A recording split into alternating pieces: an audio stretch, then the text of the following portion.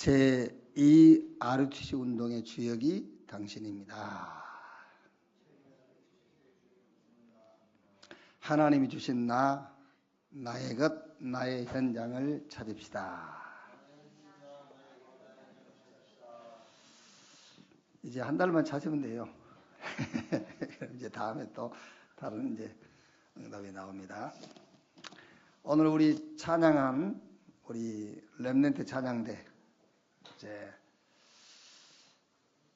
대학을 졸업하고 이제 사회에 나가게 되겠지요. 그러면 오늘 성가대 선 우리 렘넌트 가운데서 세종시로 올 렘넌트도 있어요. 공무원이 돼가지고 그거를 미리 알고 우리가 여기다 세종교회를 세웠습니다. 감사합니다. 하나님 말씀 보겠습니다. 오늘부터 노마서입니다. 노마서 1장. 노마서 1장 16절에서 17절 말씀입니다.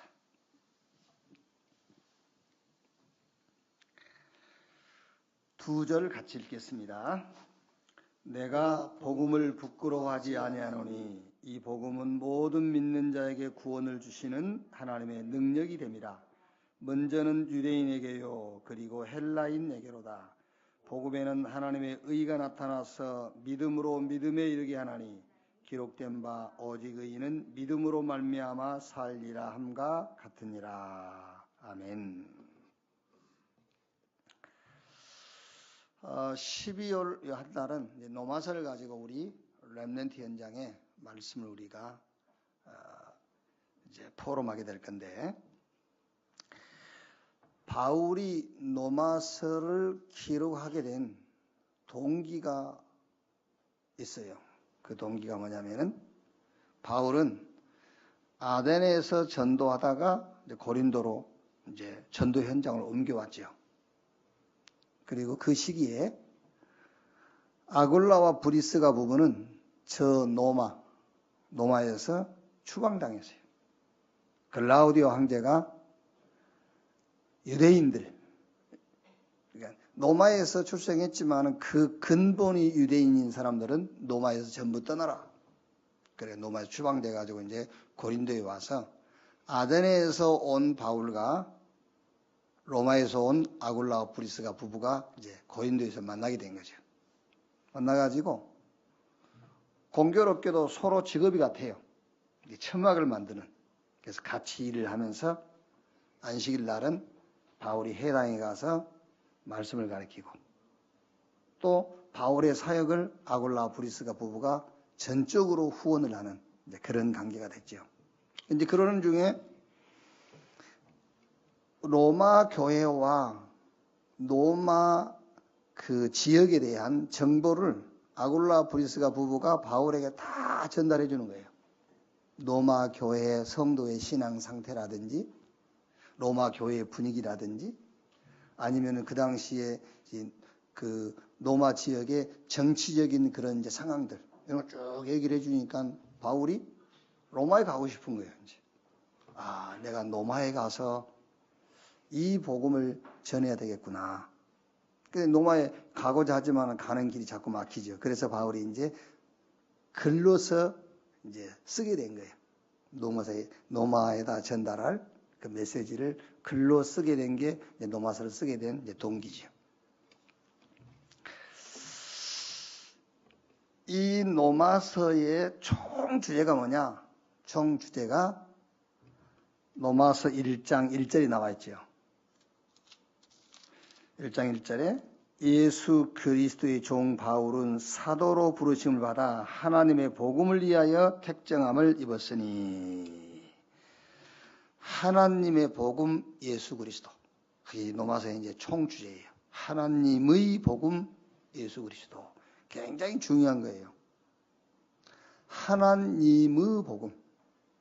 우리가 믿는 복음은 하나님의 복음을 믿는 거예요.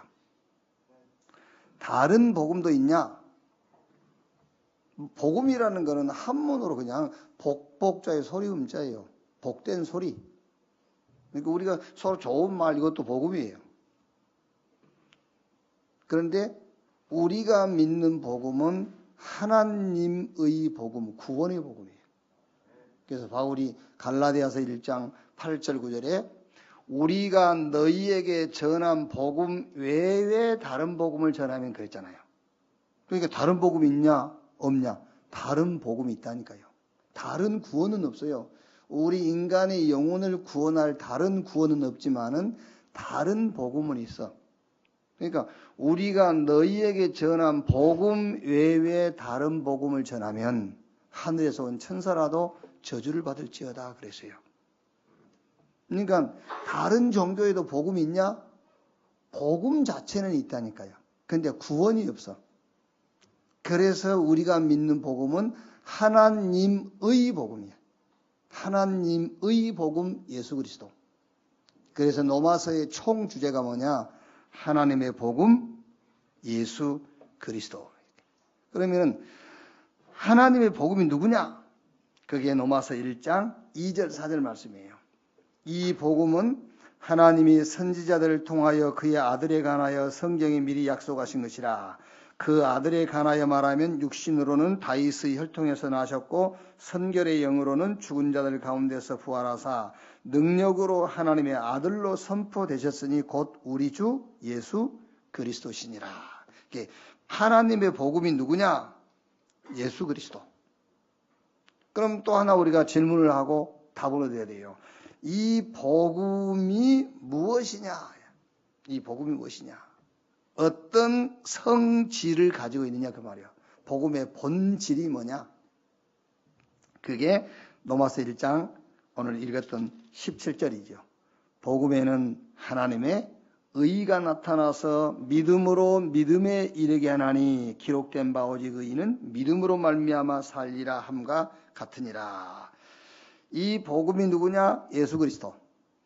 그럼 이 복음이 무엇이냐? 이 복음의 성질, 본질이 뭐냐라는 질문에는 하나님의 의 그 말이에요. 복음의 본질이 뭐냐? 하나님의 의. 그러니까 우리 기독교 신앙의 핵심이 있어요. 기독교 신앙의 핵심된 신앙. 그게 뭐냐면은 죄인이 복음으로 말미암아 의인된 거예요. 그 우리 기독교 신앙의 핵심 신앙이란 말이에요. 우린 죄인이야. 멸망받을 죄인. 그런데 하나님이 하나님의 의 대신 그리스도를 보내시고 믿음을 우리에게 선물로 주셔가지고 그 의 대신 그리스도를 믿음으로 우리가 의인됐다 그 말이에요. 죽음에서 생명으로 옮겼다. 로마서 4장 25절 말씀 보면은 예수는 우리가 범죄한 것 때문에 내줌이 되고 또한 우리를 의롭다 하시기 위하여 살아나셨느니라. 칼빈의 5대 신앙, 5대 교리라고도 하죠. 5대 신앙. 그래서 이제 5가지 조항이 있어요. 그 5가지 조항에 영어 첫 자를 타가지고 튤립이라고 하죠. 이제 그 나머지 5가지에 대한 이제 그거는 이제 우리 나중에 시간 되면 우리 김다니엘 전사님이 알려주실 거예요. 칼빈의 5대 교리, 그게 뭐냐? 첫째가 인간의 전적 부패.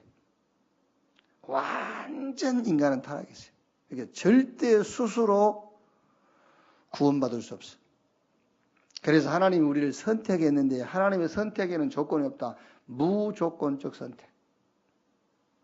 그런데 그 하나님의 선택은 자기 백성만 선택한다는 거예요. 제한된 구속. 아무나 안 해요. 제한된 구속. 내가 믿고 싶다고 믿어지는 게 아니라 말이야. 하나님이 선택한 자만 믿을 수 있어. 제한된 구속. 그래서 하나님이 우리를 부르시면 그 부르심에 누구도 거부할 수가 없어요. 불가항력적인 은혜. 그리고 이렇게 하나님이 한 번 구원한 백성은 끝까지 인도하신다. 성도의 견인. 궁극적인 성도의 구원. 끝까지 보호하시고 하나님이 끌고 가신다는 거예요. 자, 그러니까 여기에 방법이 뭐냐? 하나님의 대신 그리스도가 여기에 방법이다 그 말이에요. 그래서 여러분 우리가요. 로마서 6장 말씀을 보면은 예수와 함께 죽고 함께 살아나셨느니라 그랬거든요. 우리가 예수와 함께 죽고 우리가 함께 산 자단 말이에요. 예수의 죽음과 부활을 이해 못하면 우리의 신앙은 다 헛거예요. 예수의 죽음은 우리의 죄를 대속하기 위함이고 예수가 부활하심은 우리를 의롭다 하기 위해서 부활하셨느니라 라고 했어요. 그러니까 하나님의 복음이 누구냐? 예수 그리스도. 그 하나님의 복음의 성질, 본질이 뭐냐? 하나님의 의다. 우리가 복음 붙잡는 순간 하나님 우리를 향해서 뭐라고요?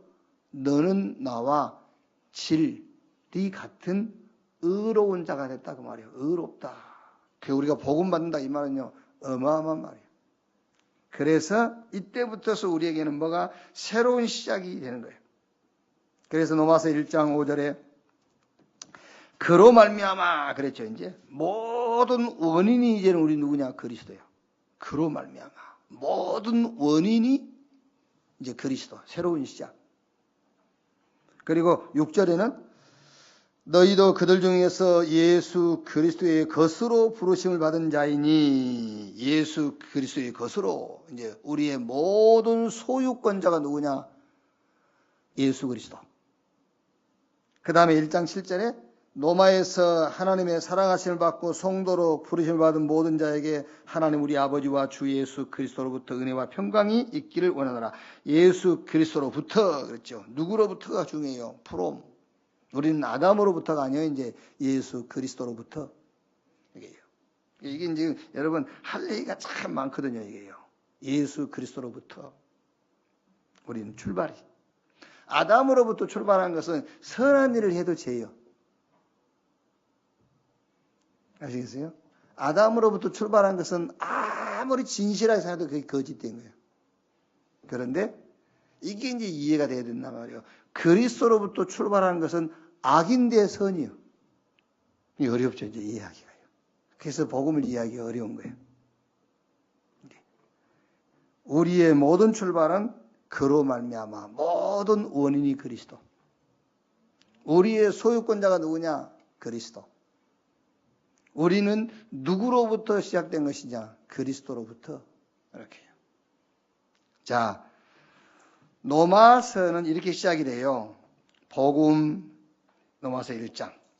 그 다음에 이제 로마서 2장이 율법, 3장이 죄, 4장이 믿음, 5장이 이제 죄인. 죄인이 뭐가 죄인이야? 죄인. 6장은 이제 그리스도와 우리와 함께 죽고, 그 다음에 7장은 율법의 기능, 그리고 8장은 구원, 9장, 10장, 11장은 하나님의 은혜를 먼저 받은 유대인들이 왜 그렇게 실패했냐? 그게 이제 9장, 10장, 11장 얘기예요. 그럼 이제 12장부터 15장까지는 이제 복음과 이제 삶을 얘기하고요. 로마서 이제 16장은 로마를 복음한 사람들의 이제 그 이름이 쭉 기록되어 있죠. 그런데 로마서가 이제 복음부터 쭉 출발해가지고 그 로마서의 정상이 로마서 8장이에요. 그러니까 이제 성경을 연구하신 분들이 그렇게 얘기를 했어요. 신약 성경의 로마서는 신약 성경의 다이아몬드다. 그런데 로마서 중에서 로마서 8장은 그 다이아몬드의 눈이다 그랬어요. 다이아몬드의 아주 중요한 눈이다. 그러면 로마서가 다이아몬드고 그 눈이 로마서 8장인데 그 로마서 8장의 핵심 성경 구절이 뭐냐면 그게 로마서 8장 1절에서 2절 말씀이죠. 그러므로 이제 그리스도 예수 안에 있는 자에게는 결코 정죄함이 없나니 이는 그리스도 예수 안에 있는 생명의 성령의 법이 죄와 사망의 법에서 너를 뭐 했음이라? 해방했음이라. 생명의 성령의 법이 죄와 사망의 법에서 너희를 해방했다. 생명의 성령의 법 그게 뭐냐? 복음. 생명의 성령의 법이 죄와 사망의 법에서 너희를 해방했음이라. 복음이 생명이요 복음이 성령이거든요. 그러니까 이 복음을 조금만 누리면 이 복음을 가지고 조금만 행복한 시간을 갖는다면은 생명, 이 말이 뭐죠? 살아나고요. 성령 살리고, 이렇게. 조금만 내가 복음을 가지고 행복한 시간을 가지면은 생명의 성령의 법이 죄와 사망의 법에서 너희를 해방했습니다. 살아나고 살리는 역사가 시작이 되는 거예요. 자, 그러면 오늘 이번 주 말씀을 보겠습니다. 이번 주 주제가 뭐냐? 부끄러운 삶, 부끄럽지 않는 삶 그랬어요. 그래서 바울이 로마서 1장 16절에 내가 복음을 부끄러워하지 아니한다. 왜 부끄럽지 않죠? 모든 믿는 자를 구원하는 하나님의 능력이다. 복음을 부끄러워하지 않는 것은 구원을 주는 능력이 되기 때문에. 자, 그 말은 무슨 말입니까? 우리가 하나님의 은혜로 구원받았단 말은 부족함이 없다 그 말이에요. 우리가 언제 부끄럽죠? 뭔가 부족함을 느낄 때 부끄럽잖아요. 네, 부끄럽지 않다 그 말은 구원을 주는 능력이기 때문이다 라고 바울이 얘기를 했는데 그 말이 무슨 말입니까? 구원은 부족함이 없는 완전한 것이기 때문이라는 말이에요. 왜 복음이 부끄럽지 않냐? 하나님의 능력이기 때문에. 그래서 저는 늘 어디 가서 복음을 설명하거나 구원을 설명할 때에 마태복음 18장 21절에서 35절 이 말씀을 가지고 이렇게 설명을 해줘요. 거기 보면은 1만 달란트 탕감받은 사람이 나오고 그 1만 달란트 탕감받은 사람이 자기에게 100데나리온 빚진 사람을 빚 갚으라고 막 억압하는 그런 내용이 나와요. 1만 달란트는 요즘 우리가 사용하는 화폐로 계산을 하자면은 정확한 건 아니지만은 2억 5천 몇백만 원을 매일 50년 동안 벌어야 될 돈이에요. 어마어마한 거죠. 2억 5천 몇백만 원을 그게 한 달도 아니고 그 한 달만 벌어도 얼마겠어요? 2, 3, 6, 3, 5, 15, 3, 8, 24 한 77억대 한 달만 벌어도. 그런데 50년을 벌어야 돼. 어마어마한 돈이요. 그게 1만 달란트. 그거를 탕감해 줬어. 근데 100데나리온은 말하자면은 일반 노동자들 한 일주일 품삯. 그 100데나리온 빚진 사람한테 그건 내놓으라고 했냐 목을 잡고 막 그러는 거예요. 그러니까 1만 달란트 탕감해 준 주인이 그 1만 달란트 탕감한 놈 당장 잡아라. 잡아 감옥에 가더라. 그러면서 마지막 말씀에 그렇게 기록되어 있어요. 다 갚기 전에는 허리라도 갚기 전에는 내놓지 마라. 저는 그 말씀을요 제 나름대로 그렇게 직역을 해서 읽고 있어요. 복음이 깨달아질 때까지 구원의 가치가 이해될 때까지는 아무것도 해결하지 마라. 진짜 구원의 가치가 깨달아질 때까지 좁쌀만한 응답도 주지 마라. 저는 그렇게 알고 있어요. 그러니까 바울이요. 내가 이 복음을 부끄러워하지 않는다. 왜? 복음은 믿는 모든 자를 구원하는 하나님의 능력이기 때문이에요. 구원은 모든 거예요. 구원받았다? 하나님이 함께 한단 말이잖아요. 천국 간다는 말이 아니고 천국은 이제 하나님이 함께 하는 것 중에 일부분 천국 가는 거는 하나님이 나와 함께. 로마서 8장 11절에 그 아들을 아끼지 아니하고 우리에게 내어주신 이가 무엇을 은사로 주지 아니하시겠느냐. 그 말은 네가 하나님 자녀이기 때문에 계속 주겠단 말이 아니에요. 아들까지 주었는데 뭐를 안 줬겠냐 그 말이에요. 말하자면 예수 그리스도는 하나님의 마지막 카드예요. 그게요. 독생자 예수 그리스도까지 주셨는데 뭘 안 주셨겠냐. 다 줬다 그 말이에요. 그래서 바울이 이 복음을 내가 부끄러워하지 않는다. 자, 그럼 첫째로 부끄러운 삶을 사는 자들이 있습니다. 강대국이었던 로마가 세계 재앙을 가져왔습니다. 바리새 교회가 복음을 막았습니다. 눈앞에 놓인 작은 유익을 성공으로 아는 자들이 있었습니다. 세상 성공자들은 재앙을 모르고 살고 있었습니다. 지식인들은 복음을 멸시했습니다. 자, 여기서 무슨 포럼하면 좋겠느냐? 부끄러운 자가 누구냐? 부끄러운 자란 말은 무능할 때 부끄러워요, 자기가. 그래서 그 무능이 성경은 죄라고 그러는 거예요. 죄. 로마서 3장 23절 모든 사람이 죄를 범하였으며 하나님의 영광에 이루지 못하더니 하나님을 떠나 하나님을 만나지 못한 게 부끄러운 거예요. 로마서 5장 14절에 아담이 범죄한 것과 같은 죄를 범하지 않는 자들에게도 사망이 왕노릇하였느니라 그랬죠. 뭐가 부끄럽죠?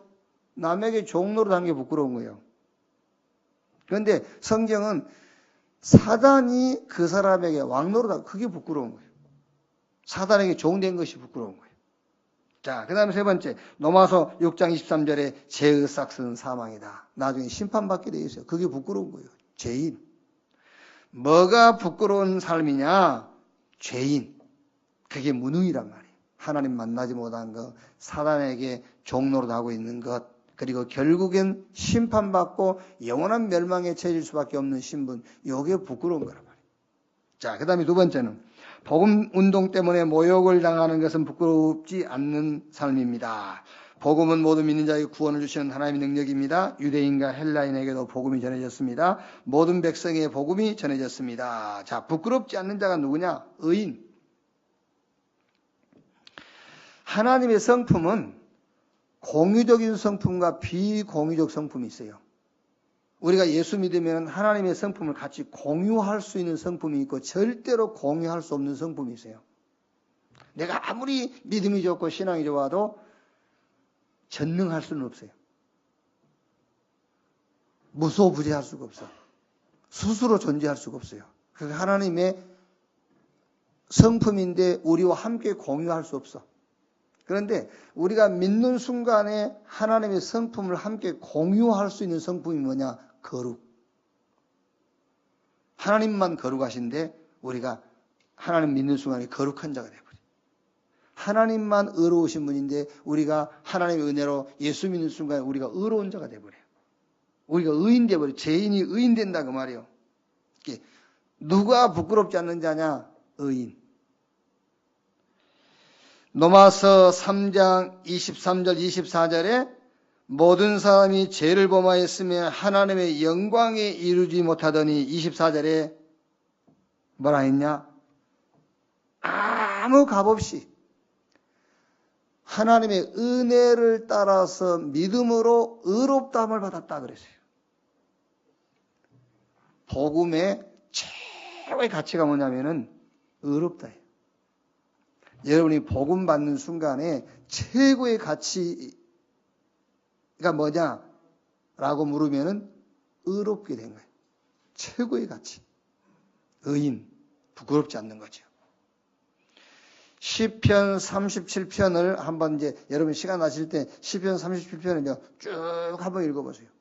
읽어보시면은 악하고 불의하고 형통한 자 이길 수 있겠어요? 악하게. 그리고 또 불의하기까지 해. 근데 또 형통해. 악하고 불의한데 이게 어디 저 감옥이나 가고 그러면은 우리가 싸울 수 있잖아. 근데 악하지 불의하지 형통하지. 이길 수가 없어요. 근데 이 악하고 불의하고 형통한 자를 이길 수 있는 방법이 뭐냐? 시편 37을 보니까 의인이라고 했어요. 의인. 의인의 신분. 의인. 부끄럽지 않는 자. 자, 세 번째. 바울은 오직 의인은 믿음으로 살리라고 고백했습니다. 행함으로 할 수 없습니다. 믿음으로 할 수 있습니다. 이 세 번째는 자랑스러운 삶이에요. 처음에 죄인은 부끄러운 삶. 의인은 내 스스로 되는 건 아니지만 하나님의 은혜로 된 것이지만은 부끄럽지 않는 삶. 세 번째는 자랑스러운 삶. 정인입니다. 정인. 사도행전 1장 8절에 오직 나의 의인은 오직 성령이 임하시면 권능받고 예루살렘, 유대, 사마리아 땅 끝까지 이르러 내 증인이 되리라 그랬어요. 증인, 자랑스러운 삶. 로마서 16장 25절 27절 영세 전에 감췄다가 이제 나타나신 바 된 복음, 영원한 복음, 그 복음의 증인, 자랑스러운 삶이에요. 에베소서 2장 10절에 하나님이 우리를 지으셨다 했어요. 그 지었다 그 말 우리를 구원했다. 뭐 하려고? 선한 일을 위해서. 그 선한 일이 뭐냐? 전에 하나님이 준비하신 것. 그게 로마서 16장 25절 27절 말씀이거든요. 복음 운동을 놓고 하나님이 우리를 그리스도 안에서 지으셨다. 구원하셨단 말이에요. 자랑스러운 삶, 증인의 삶. 부끄럽지 않는 삶, 의인. 부끄러운 삶, 죄인. 아무리 강대국이고 성공을 했고 영웅의 칭호를 받았다 할지라도 하나님의 능력인 복음을 모른다. 그건 죄인이잖아요. 그건 부끄러운 자입니다. 부끄러운 자. 우리가 이제 눈에 보이는 환경적인 육신적인 그게 부끄러운 게 아니에요. 죄인이 부끄러운 거지. 복음을 모르는 게 부끄러운 거지. 하나님의 은혜로 복음을 잡는 순간에 우리는 부끄럽지 않는 자. 그리고 이제 더 나아가서 이 복음의 증인. 자랑스러운 자, 그 말이야. 자랑스러운 삶. 자, 그러면 결론적으로 이제 이걸 누려야 되겠죠. 어떻게 누릴 것이냐. 원래는 우리가 죄인이었는데 무능한 자였단 말이에요. 그러면 죄인된 무능한 나의 삶을, 부끄러운 나의 삶을 어떻게 말하자면 부끄럽지 않는 삶, 자랑스러운 삶으로 바꿀 것이냐. 그게 바로 갈보리산의 언약을 매일 누리라 그 말이에요. 갈보리산의 언약. 하나님께서 그리스도를 보내셔서 우리의 무능, 우리의 연약함, 우리의 죄, 우리의 모든 약한 것들을 저 갈보리산 십자가에서 다 끝내버렸어요. 그래서 예수님이 요한복음 19장 30절에 내가 다 이루었다. 내가 다 끝냈다 그랬어요. 이거를 모든 사건, 모든 일 여기다가 적용하고 누려라. 자,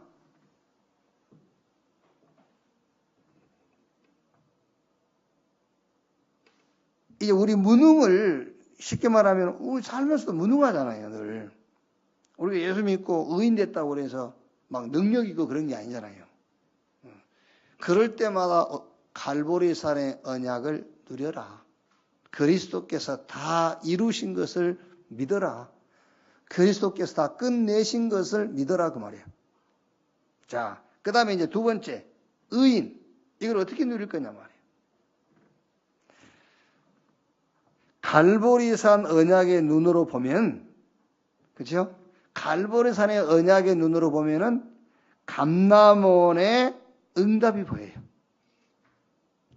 말하자면은 하나님이 준비한 응답이 보인다 그 말이에요. 자, 우리가 원치 않는 사건을 만났지요. 그런데 그거를 갈보리산의 언약을 가지고 봐. 그거를요. 그러면은 감람산의 언약, 하나님의 나라, 거기 하나님이 준비한 응답이 보여요. 그게. 그런데 우리는 어떤 사건과 일을 만났을 때에 내 수준과 내 능력으로 봐요, 그거를요. 그러니까 하나님 준비하신 응답을 볼 수가 없는 거죠. 7명의 렘넌트 가운데 특히 요셉 같은 사람이 노예 시장에 갔죠. 보디발의 집에 끌려갔죠. 감옥에 들어갔죠. 저 애굽 바로왕 앞에 섰죠. 말하자면은 하나님이 나와 함께 하시는 임마누엘이라는 축복의 눈으로 본 거예요. 그 눈으로 보니까는 모든 현장에 하나님이 준비한 응답, 하나님의 나라를 체험하게 된 거예요. 왜? 이제 저와 여러분들은 의인이요. 하나님의 은혜를 따라 믿음으로 말미암아 의인 됐기 때문에 모든 것을 갈보리산의 그 언약을 가지고 봐라. 그러면 거기서 감람원의 언약이 보인단 말이야. 하나님의 나라, 하나님이 준비한 응답이 보인다. 자, 그 다음에 이제 증인의 삶, 이걸 어떻게 누릴 것이냐. 믿음인데 말씀 속에 들어가서 약속을 믿는 믿음입니다. 하나님의 말씀 속에 들어가서 그 말씀을 믿는 믿음. 우리가 말씀을 읽어도 그 말씀을 안 믿으면은 이 말씀이 아무 힘이 없어요. 말씀 속에 들어가서 말씀을 믿는 믿음. 이때에 증인의 삶을 누리는 거예요. 말씀을 믿으니까 말씀이 체험되었잖아요. 그러니까 힘이 나죠.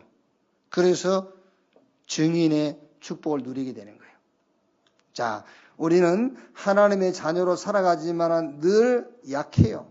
무능해요. 그래서 갈보리산의 언약을 항상 누려라.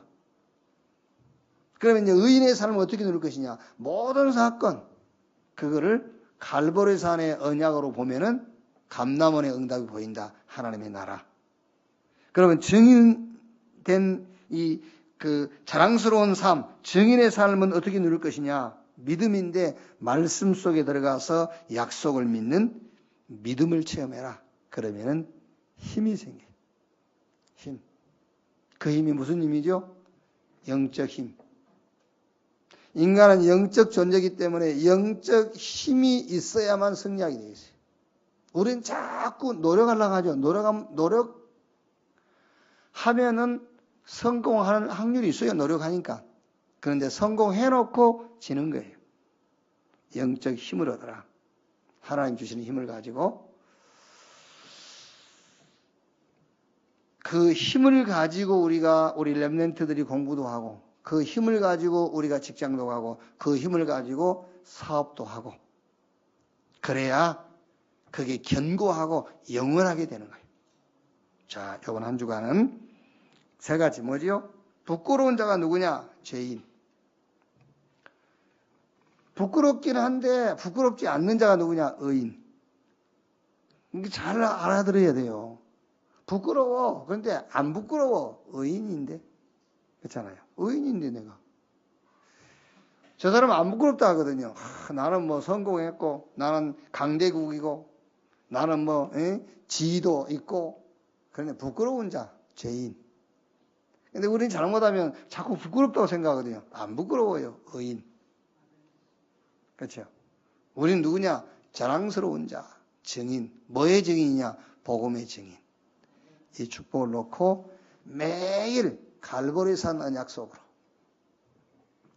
그리고 갈보리산 언약을 가지고 모든 사건을 볼 때에 감람원의 응답이 보여요. 하나님의 나라, 하나님 준비하는 응답. 증인. 어떻게 증인될 것이냐? 능력이 있어야 증인되죠. 그래서 하나님 말씀 속에 들어가서 말씀을 믿는 믿음을 체험해라. 그러면은 하나님 주시는 힘을 가지고 증인의 삶을 살게 되는 것이다. 우리 렘넌트들이 이번 한 주간도 말씀 속에서 힘을 얻고 그 말씀을 가지고 학업 현장에서 하나님 능력을 체험하고 이렇게. 왜?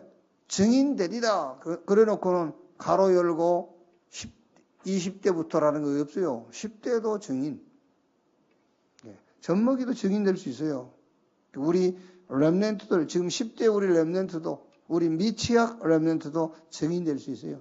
말씀을 가지고 우리 렘넌트들이 모든 현장의 증인으로 살아가는 그런 축복이 한 주간도 지속되기를 주님의 이름으로 축원합니다. 기도하겠습니다. 오늘 말씀 생각하시며 기도하시고 오늘 성찬에 참여하기 위해서 합심해서 한 1, 2분 합심으로 기도합시다. 하나님 감사합니다. 이번 12월 한 달은 로마서를 가지고 렘넌트 현장에 말씀을 찾고 우리 렘넌트와 말씀을 포럼하게 하시니 감사합니다. 이번 주간은 부끄러운 자, 부끄럽지 않는 자, 또 자랑스러운 자, 이 주제를 가지고 우리 렘넌트 현장을 만나게 해 주시옵소서.